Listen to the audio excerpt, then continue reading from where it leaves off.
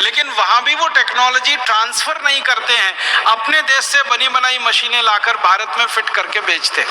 और एक हिस्सा है भारत का जो सबसे महत्व का हिस्सा है, जिसको हाईटेक कहा जाता है, उच्च तकनीकी कहा जाता है, उसमें कभी कोई विदेशी कंपनी इस देश में नहीं आती। मैं आपको नाम लेके बताऊं, सैटेलाइट बनाना हाई टेक्नोलॉजी का काम है, बहुत कठिन टेक्नोलॉजी होती है, बहुत क्लिष्ट टेक्नोलॉजी होती है, बहुत कॉम्प्लिकेटेड होती है। सैटेलाइट बनाना आसान काम नहीं, लेकिन सैटेलाइट बनाने के लिए आज तक इस देश में कोई विदेशी कंपनी नहीं आई। आपको सुनकर हैरानी होगी, भारत देश ने अपना सबसे पहला सैटेलाइट 1975 के साल में छोड़ा था, जिसका नाम था आर्यभट्ट। तो आर्यभट्ट 1975 में हमने अंतरिक्ष में छोड़ा, और उसके बाद हमारे 20 सैटेलाइट अंतरिक्ष में गए हैं, और अभी लेटेस्ट हम तो दूसरे देशों के सैटेलाइट भी अंतरिक्ष में छोड़ने लगे हैं। इतनी तकनीकी का विकास इस देश में हुआ है, ये संपूर्ण स्वदेशी पद्धति से हुआ है, स्वदेशी के सिद्धांत पर हुआ है और स्वदेशी आंदोलन की भावना के आधार पर हुआ है। इसमें वैज्ञानिकों ने काम किया है, वो स्वदेशी, इसमें जो तकनीकी इस्तेमाल हुई है वो स्वदेशी, इसमें जो कच्चा माल इस्तेमाल हुआ है वो स्वदेशी, इसमें जो टेक्नीशियन लगे हैं, जो मैकेनिक लोग लगे हैं, वो सब स्वदेशी। इनको छोड़ने के लिए अंतरिक्ष में जो काम हुआ है वो भी हमारी प्रयोगशालाएं स्वदेशी, इनके नियंत्रण का काम होता है वो भी प्रयोगशालाएं स्वदेशी। तो ये सारा कुछ स्वदेशी के सिद्धांत पर आधारित है सैटेलाइट के क्षेत्र में हमारा काम। और आपको मालूम है, अब सैटेलाइट छोड़ने के क्षेत्र में भारत अमेरिका, चीन, फ्रांस, ब्रिटेन के बाद 5वें नंबर का देश हो गया है। एक जमाने में ये देश हमको चिढ़ाया करते थे कि भारत का सैटेलाइट अपने देश में से छोड़ने की अनुमति नहीं देते थे। बहुत बार ऐसा होता था कि हम सैटेलाइट बनाते थे, दूसरे देशों से छोड़ने के लिए जाते थे, लेकिन वो नहीं मानते थे। अब तो हमने अपने देश में ऐसे स्टेशन विकसित किए हैं। श्री हरिकोटा ऐसा ही इस देश का बड़ा विशेष केंद्र है, जहां से हम अंतरिक्ष में रॉकेट छोड़ते हैं, सैटेलाइट लेके जाते हैं, और दूसरे देशों के सैटेलाइट भी हमारे रॉकेट लॉन्चर से हम छोड़कर आते हैं। इतनी तरक्की और इतना विकास इस देश में हुआ पिछले 30 वर्ष में, तो सिर्फ स्वदेशी की ताकत और स्वदेशी के सिद्धांत पर हुआ है। एक और उदाहरण देता हूं, मिसाइल बनाने की जो टेक्नोलॉजी है ये संपूर्ण स्वदेशी है, भारत में विकसित हुई है। आज से 30 साल पहले भारत के पास कोई मिसाइल नहीं थी अपनी, हम विदेशी मिसाइलों पर निर्भर थे, या तो रूस की मिसाइल हमें मिले या अमेरिका हमको दे। लेकिन 30 साल से इस देश के वैज्ञानिकों ने, विशेष रूप से डीआरडीओ के वैज्ञानिकों ने रात दिन मेहनत और परिश्रम करके मिसाइल बनाने की स्वदेशी तकनीकी विकसित की। हमने 100 किलोमीटर की मार करने वाली मिसाइल बनाई, फिर 200 की, फिर 500 की, फिर 1000 की, फिर 1500 की, अभी 2000 की, अभी 2500 की, और अब 5000 किलोमीटर की मार करने वाली मिसाइल इस देश में विकसित हो गई। और जिन वैज्ञानिकों ने ये पराक्रम किया है, जिन वैज्ञानिकों ने ये परिश्रम किया है, वो सारे वैज्ञानिक बधाई के पात्र हैं। उनका हम सबको बहुत सम्मान करना चाहिए कि विदेशों से बिना एक पैसे की तकनीकी लिए हुए संपूर्ण स्वदेशी और भारतीय तकनीकी पद्धति से उन्होंने मिसाइलें बनाकर दुनिया के सामने एक आदर्श प्रस्तुत किया। जिन वैज्ञानिकों ने ये सारा पराक्रम किया, सारा परिश्रम किया, महत्व की बात उनके बारे में जो ये है कि वो सब यहीं पैदा हुए, यहीं बढ़े, यहीं पढ़े और यहीं रिसर्च किया, और इतना ऊंचा उन्होंने स्थान दुनिया के सामने भारत का स्थित करवा दिया। आप जानते हैं डॉक्टर एपीजे अब्दुल कलाम हमारे देश के मिसाइल का जो प्रोजेक्ट चला उसके पितामह माने जाते हैं। हिंदुस्तान के मिसाइल की तकनीक का इतना ज्यादा स्वदेशी विकास हुआ, डॉक्टर अब्दुल कलाम जैसे वैज्ञानिकों की रात दिन मेहनत और परिश्रम का है। और एक Now manage multiple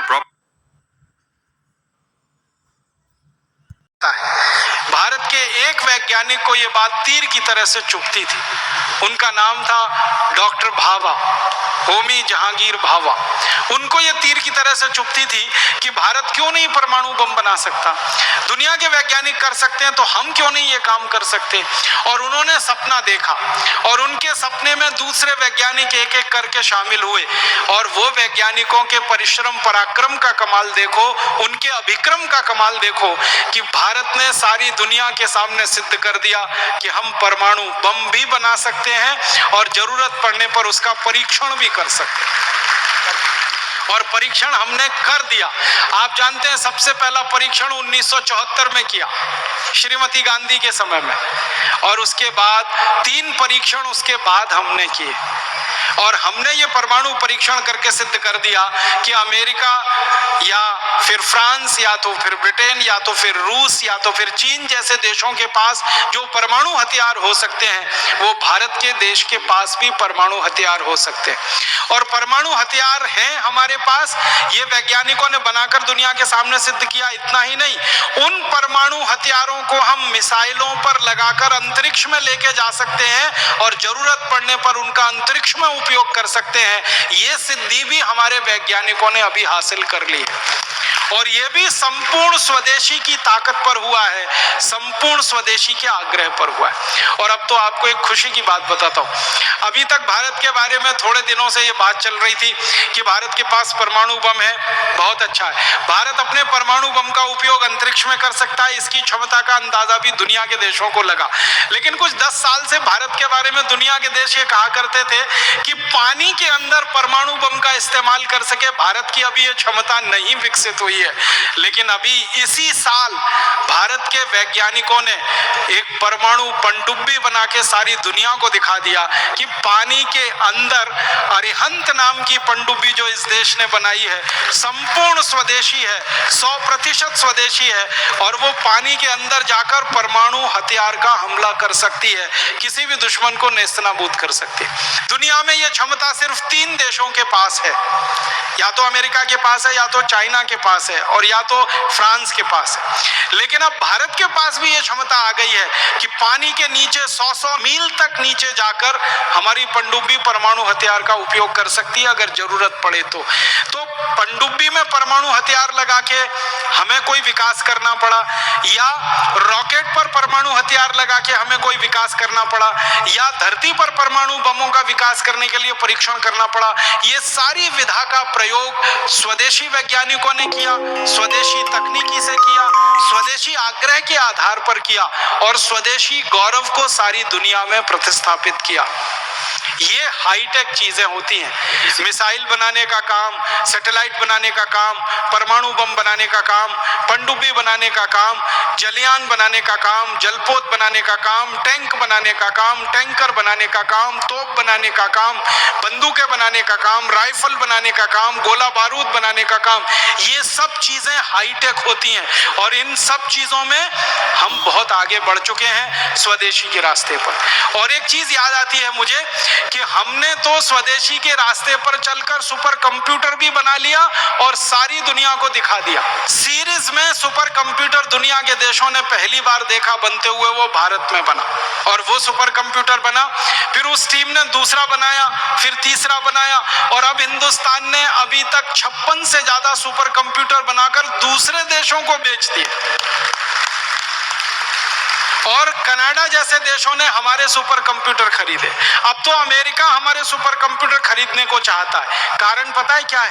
भारत का सुपर कंप्यूटर अमेरिका से 10 गुना सस्ता है और 100 गुना ज्यादा स्पीड पे काम करता है। कीमत में 10 गुना कम है और सुपर कंप्यूटर की स्पीड अमेरिकन सुपर कंप्यूटर से 100 गुनी ज्यादा है। कीमत भी कम हो, क्वालिटी भी अच्छी हो, ऐसा अद्भुत काम हमारे देश के वैज्ञानिक करके दिखा सकते हैं। तो मेरा ये कहना है, इतने सारे उदाहरण देने के पीछे एक ही कारण है, वो ये कि भारत में तकनीकी का जितना विकास हो रहा है वो सब स्वदेशी के ताकत पर हो रहा है, स्वदेशी के आग्रह से हो रहा है, स्वदेशी गौरव, स्वदेशी अभिमान के साथ हो रहा है।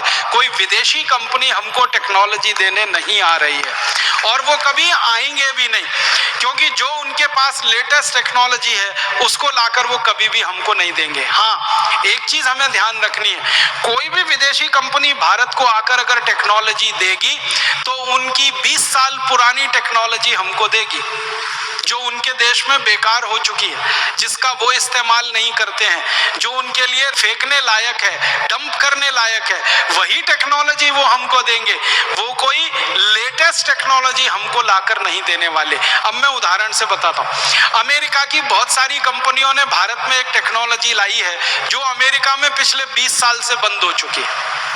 वो टेक्नोलॉजी जानते हैं क्या है? कीटनाशक बनाने वाली टेक्नोलॉजी, पेस्टिसाइड्स बनाने वाली टेक्नोलॉजी, इंसेक्टिसाइड बनाने वाली टेक्नोलॉजी। मैं नाम लेके बताता हूं, जो कीटनाशक अमेरिका में 20 साल पहले बंद हो चुके हैं बनना और बिकना, और उनके कारखाने उनके यहां बेकार हो गए। 20 साल पहले वो कारखाने चलाते थे और वो कारखाने उन्होंने लगाए थे दूसरे विश्व युद्ध में। आपको एक बहुत रोचक जानकारी बताता हूं, ये जो कीटनाशक बनाने वाले कारखाने होते हैं और ये रासायनिक खाद बनाने वाले जो कारखाने होते हैं, urea, DAP, super phosphate, endosulfan, malathion, parathion, benzene hexachloride, chlorpyrifos, monocrotophos, dichromate, ये सारे जहरीले रसायन बनाने वाले जो कारखाने होते हैं, ये सब लगाए गए थे अमेरिका और यूरोप में जब दूसरा विश्व युद्ध शुरू हुआ था 1939 में। 1939 से 1945 के बीच में ये सारे कीटनाशक और जहरीले रसायन बनाने वाले कारखाने लगे यूरोप और अमेरिका में। क्यों? क्योंकि उस समय बम बनाने में इन सभी जहरीले रसायनों का इस्तेमाल होता था और दूसरे विश्व युद्ध में लाखों करोड़ों रुपए के बम बिके हैं, हथियार बिके हैं, ये सब आप जानते हैं। और उन हथियारों और बम के कारण 2 करोड़ से ज्यादा लोग मरे हैं दूसरे विश्व युद्ध में, ये भी आप जानते हैं। तो ये हथियार बनाने के लिए रासायनिक सामान बनाए जाते थे, उनके कारखाने लगाए। बाद में क्या हुआ? दूसरा विश्व युद्ध खत्म हो गया, रासायनिक हथियार बिकना बंद हो गए, बम बिकना बंद हो गए, तो बम को बनाने वाला जो कच्चा माल होता था, रॉ मटेरियल, वो बिकना बंद हो गया। तो इन सब देशों ने क्या रास्ता निकाला कि जो कच्चा माल है, उनके पास रॉ मटेरियल है, वो दूसरे देशों में बेचा जाए और दूसरे देशों में उसकी खपत कराई जाए। तो दूसरे देशों में उस कच्चे माल को बेचने के लिए रासायनिक खाद और कीटनाशक बना लिए और धीरे धीरे अपने देश से उन्होंने सारा उत्पादन बंद कर दिया। आज से 20 साल पहले अमेरिका ने रासायनिक खाद और कीटनाशक के जो कारखाने बंद किए, वो सारी की सारी टेक्नोलॉजी उन्होंने भारत को उठा के दे दी और हमने वो खरीद ली। यूरोप के देशों ने हमको वो कारखाने बेच दिए, हमने खरीद लिए। तो भारत में अब जहर बनाने वाले कारखाने हैं, बेंजीन हेक्साक्लोराइड यहाँ बनता है, डीडीटी यहाँ बनता है, क्लोरोपाइरीफॉस बनता है, मोनोक्रोटोफॉस बनता है, डाइक्रोमेट बनता है। ऐसे 56 से ज्यादा जहरीले रसायन हैं जो अमेरिका और यूरोप में बनना बंद हो चुके हैं, लेकिन वो भारत में बनते हैं। यहाँ पर उनका माल बिकता है, बेचे जाते हैं और किसानों को फंसा फंसा कर खेतों में उनको डलवाया जाता है। ये टेक्नोलॉजी विदेशों ने हमको दी है और इस टेक्नोलॉजी का जानते हैं साइड इफेक्ट कितना है। एक ही घटना सुनाता हूं, आप उससे अंदाजा लगाइए। 1984 में अमेरिका की एक कंपनी ने अमेरिका से अपना कारखाना उठाकर भारत में लगाया। उस कंपनी का नाम था यूनियन कार्बाइड और वो कारखाना लगा भोपाल में, और भोपाल में लगा बहुत घनी बस्ती के बीच में, जवाहर नगर में। तो वहां यूनियन कार्बाइड का कारखाना लग गया। उस कारखाने में उन्होंने एक जहरीला सामान बनाना शुरू किया जिसका नाम था 777 777 एक कीटनाशक वो बनाते थे। उसमें जहरीले रसायन और गैसों का इस्तेमाल करते थे और एक दिन वो जहरीली गैस का सिलेंडर फट गया, उसमें से हजारों टन जहरीली गैस निकली और भोपाल में 17,000 लोग एक ही रात में तड़प तड़प कर मर गए और 1 लाख से ज्यादा लोग जिंदगी भर के लिए विकलांग हो गए। किसी के फेफड़े गल गए, किसी की किडनी खराब हो गई, किसी का लीवर चला गया, किसी की आंखें चली गई, किसी की सुनने की शक्ति चली गई, किसी की प्रोक्रिएशन की ताकत खत्म हो गई। ऐसी विकलांगता में 1 लाख से ज्यादा लोग, और आने वाली पीढ़ियों पर उसका असर है क्योंकि अभी तक भोपाल में बच्चे पैदा होते हैं, इस दुर्घटना के बाद वो विकलांग पैदा होते हैं, जबकि इस घटना को 25 साल से ज्यादा गुजर गए। तो ये टेक्नोलॉजी आई हमारे देश में अमेरिका से, जो उनके यहाँ काम में नहीं आती, रिजेक्ट हो गई है, रिडंडेंट है, वो टेक्नोलॉजी लाकर उन्होंने भारत में स्थापित की और इतनी बड़ी दुर्घटना हुई। मुझे दुख और अफसोस इस बात का है कि यूनियन कार्बाइड का जो एक कारखाना भोपाल में था जिससे इतनी बड़ी दुर्घटना हुई, ऐसे 56 से ज्यादा कारखाने भारत में अलग अलग स्थानों पर लगे हुए हैं। अमेरिका और यूरोप की देशों की लाई हुई रद्दी से रद्दी तकनीकी उसमें इस्तेमाल की जा रही है और जहर का उत्पादन किया जा रहा है और ये जहर भारत के किसानों को बेचा जा रहा है। किसान उसको खेत में डाल रहे हैं, खेत में से वो गेहूं चावल चने दाल में आ रहा है, फिर वो हमारे शरीर में आ रहा है, फिर उसको खाकर हमारे शरीर में बीसियों किस्म की बीमारियां हो रही हैं। इतनी रद्दी और घटिया टेक्नोलॉजी यूरोप और अमेरिका से हमारे देश में आती है, ये हमें ध्यान देना चाहिए। वो हाई टेक्नोलॉजी हमको नहीं देते, जो टेक्नोलॉजी उनके यहाँ बिल्कुल काम की नहीं है, कबाड़ की है, उसको उठाकर भारत को बेच देते। इसी तरह से और एक उदाहरण बताऊं, अमेरिका की कुछ कंपनियों ने भारत में रेफ्रिजरेटर बेचना शुरू किया है। आप जानते हैं कि ये रेफ्रिजरेशन की जो टेक्नोलॉजी है ये हमारे पर्यावरण को बहुत ज्यादा प्रदूषित करती है और हमारी जो ओजोन लेयर है, जो हमारी सुरक्षा के लिए भगवान ने हमको दे रखी है, उसको खत्म करती है। तो जो रेफ्रिजरेटर बनाना अमेरिका यूरोप ने 15-20 साल पहले बंद कर दिया, वो टेक्नोलॉजी लेकर उनकी कंपनियां भारत में आई हैं और वही रेफ्रिजरेटर बेच रही हैं जो 20 साल पहले उनके देश में बंद हो चुके। इसी तरह से और भी कई क्षेत्र में केमिकल टेक्नोलॉजी के फील्ड में बहुत सारी तकनीकी उन्होंने लाके हमारे देश को देना शुरू किया है। तो मेरा आपको कहने का एक ही अभिप्राय है, वो ये कि कोई भी विदेशी कंपनी लेटेस्ट टेक्नोलॉजी लाकर भारत को नहीं देती, जरूरत की तकनीकी लाकर वो हमको नहीं देते। जिस तकनीकी की हमें जरूरत है, आवश्यकता है, वो मना कर देते हैं और जो तकनीकी हमें बिल्कुल नहीं चाहिए जबरदस्ती हमारे सिर पर थोप देते हैं, डाल देते हैं। हम इस घटा टोप में फंस गए हैं। विदेशों से तकनीकी आ रही है, इंपोर्टेड टेक्नोलॉजी आ रही है, उसमें कुछ खास दम नहीं है। इसलिए आप इस माया मोह से बाहर निकलिए। कोई टेक्नोलॉजी उनके यहाँ से आती नहीं है। जो टेक्नोलॉजी बनाते हैं वो हम बनाते हैं। विकास करना होता है देश का हम करते हैं और आगे बढ़ाना होता है तो हम बढ़ाते हैं। विदेशी कंपनियां तो एक ही चीज लेके आती हैं, जो रद्दी टेक्नोलॉजी उनके यहाँ चल नहीं सकती उसको लाकर यहाँ फेंक दें और जो वस्तुएं उनके यहाँ इस्तेमाल नहीं हो सकती उनको लाकर यहाँ पर फेंक दें। अब मैं और एक छोटा सा विषय लेना चाहता हूं जो बहुत गंभीर है कि विदेशी तकनीकी कैसी है। मैं आपको दवाओं के क्षेत्र में कुछ बताना चाहता हूं। चिकित्सा के क्षेत्र में, दवाओं के क्षेत्र में अक्सर हमको ये सुनने को मिलता है कि बड़ी बड़ी विदेशी कंपनियां आ रही हैं, बहुत सारी दवाएं बनाकर ला रही हैं, उन दवाओं को भारत में बेचा जा रहा है। हमको ऐसा लगता है कि ये दवाएं बहुत हाई टेक हैं, हाई क्वालिटी। मैं आपको बताना चाहता हूं वो ये कि दुनिया के देशों में जो जो दवाएं 20, 25, 30 साल से बंद हो चुकी हैं, जिनको जहर घोषित किया गया है, जिनको A class poison, B class poison declare कर दिया गया, जो बहुत ही खतरनाक जहर हैं, ऐसी दवाएं लाकर विदेशी कंपनियां भारत में बेचती हैं और हजारों करोड़ रुपए लूटती हैं। उसका मुझे बहुत दर्द है। मैं 1947 के रिजर्व बैंक ऑफ इंडिया के कुछ रिपोर्ट्स पढ़ रहा था तो पता चला विदेशी कंपनियां मात्र 10 करोड़ की दवाएं बेचती थी इस देश में 1947। अब 2009 आ गया तो विदेशी कंपनियों की दवाएं जो उनके वाइट मनी में है, उनकी बैलेंस शीट में है और उन्होंने जो अपने आंकड़े दिए हैं वो 70,000 करोड़ के हैं। माने 70,000 करोड़ की दवाएं आज वो भारत में बेच रहे हैं और इनमें से अधिकांश दवाएं ऐसी हैं जिनकी हमें जरूरत ही नहीं है। मैं आपको भारत देश के एक जस्टिस हाथी हुआ करते थे, उन्होंने एक कमीशन की रिपोर्ट बनाई थी जिसको जस्टिस हाथी कमीशन रिपोर्ट कहते हैं। उस रिपोर्ट के कुछ आंकड़े बताता हूं। उन्होंने बताया हिंदुस्तान के सारे बड़े बड़े डॉक्टर और वैज्ञानिकों की और भारत के कुछ विधि विशेषज्ञों की, कानून के जानकारों की एक समिति बनी थी। उस समिति ने अपनी रिपोर्ट दी जिसके अध्यक्ष थे जस्टिस हाथी।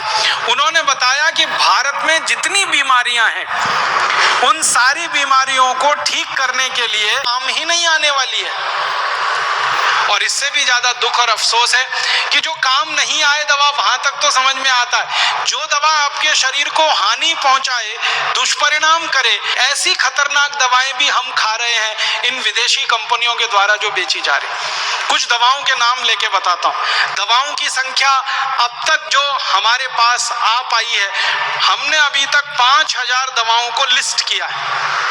5000 हैं, 84,000, ध्यान रखिएगा, 84,000 दवाएं बाजार में हैं। इनमें से सिर्फ 117 काम की हैं, बाकी सब बेकार हैं। जो बेकार की दवाएं हैं उनमें से 5000 को अभी तक लिस्ट कर पाए हैं, सूची बना पाए हैं। उनमें से कुछ प्रमुख दवाओं के नाम मैं लेना चाहता हूं जिन्हें अक्सर हम खरीद कर खाते रहते हैं, और वो दुनिया के कितने देशों में बंद हैं और वो हमारे शरीर को कितना नुकसान पहुंचाती।